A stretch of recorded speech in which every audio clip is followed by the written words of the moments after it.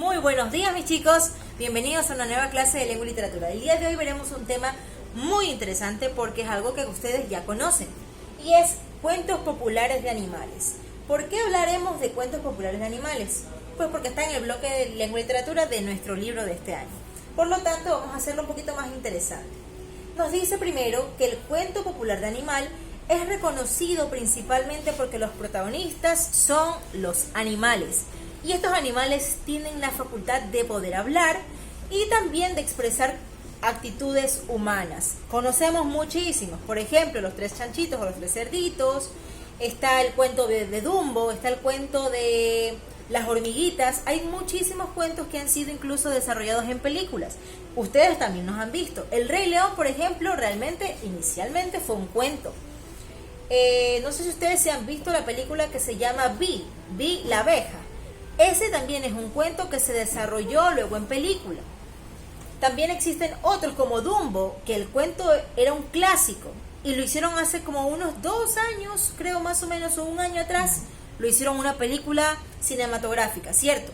Entonces, naturalmente los cuentos tienen como protagonistas a los animalitos, ya lo dije.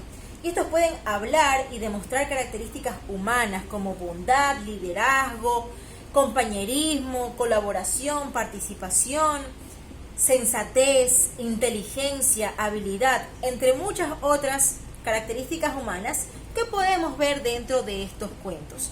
Pero hay 2 cosas principalmente que los diferencian del resto de los cuentos normales. Los cuentos populares de animales carecen de un solo autor. ¿A qué se refiere esto? Que no solamente una persona lo ha construido, sino que es el cúmulo de autores porque como son parte de la tradición oral de un pueblo o comunidad, se transmiten de generación en generación y en algunos casos tienen variaciones de una versión con otra. Es así también como se diferencian de la fábula. ¿Por qué? Porque no tienen una moraleja principal, sino que enseñan determinadas cosas, o uno puede aprender muchas cosas como cosas positivas o cosas buenas para nosotros, pero no hay una moraleja final en un cuento. Si pensamos, por ejemplo, en los tres cerditos, que es el cuento que creo que a todo el mundo le han dicho, de que existen 3 cerditos que tienen 3 casitas, ¿verdad? Uno tiene una casita de paja, otro tiene una casita de cartón, creo que si mal no era, y otro que tiene una casita de cemento. Existen muchas versiones.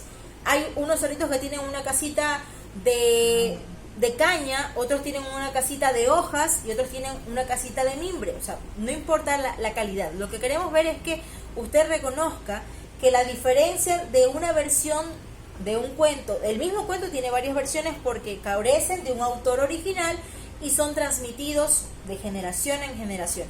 Para poder identificar las partes de un cuento necesitamos saber narrarlo. Y aquí lo vamos a ver. Entonces, los elementos, ¿verdad?, de la narración de un cuento son los siguientes. Tenemos como primer punto la introducción. Y la introducción es básicamente la situación inicial de la historia. En él se presentan los personajes, la situación o escenario y normalmente el tiempo en el que se desarrollan los eventos. ¿Esto qué quiere decir? Que aquí conocemos principalmente dónde, cómo o qué cosa ocurre y los personajes que están envueltos en esa historia. El nudo, por otro lado, es donde se presenta el problema o conflicto que lleva a los personajes a actuar de cierta manera. Y el desenlace es aquella parte donde el conflicto se resuelve, es decir, la parte final de la historia o cuento. Ya que ustedes tienen claro esta estructura, van a escucharme una pequeñita historia o un pequeño extracto del cuento que inicialmente les comentaba de los 3 cerditos. Esta es una versión de las muchas que existen. Y usted entonces va a escucharme y va a pensar en cuál cree que será la introducción, cuál cree que será el nudo y cuál cree que será el desenlace. Introducción, ¿verdad? Sabemos que casi siempre está el inicio. El nudo casi siempre está en la mitad del cuento y el desenlace pues obviamente es casi lo final que está en la historia. Habíase una vez, en un pueblo muy lejano, viviendo 3 cerditos que eran hermanos. Ellos habían escuchado que pronto llegaría un lobo que quería apoderarse de algunas casas. Por lo tanto, cada uno de ellos decide construir su casa a partir de ciertos materiales. Uno se llamaba Tomás Godofredo, otro se llamaba Ricitos de Oro y otro se llamaba Clemencio. Mire que esta es una versión mía, es una versión que yo encontré en internet del cuento, ¿ya? Usted ha escuchado muchas versiones, pero esta es una que yo encontré en internet.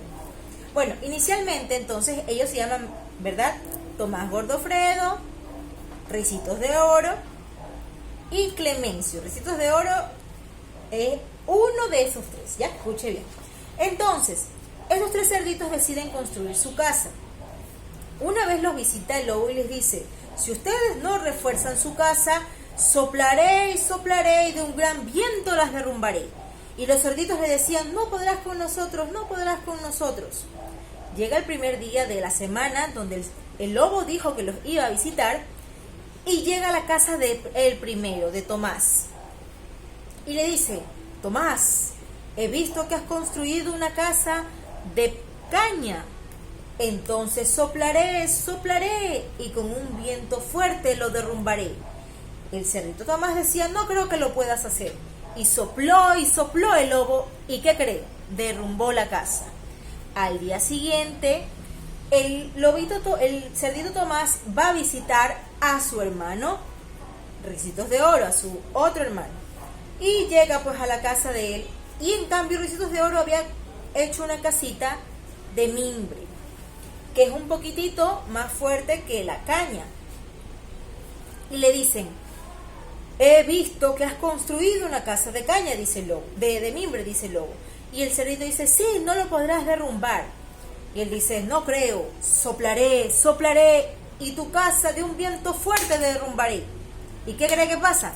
También le derrumba la casa.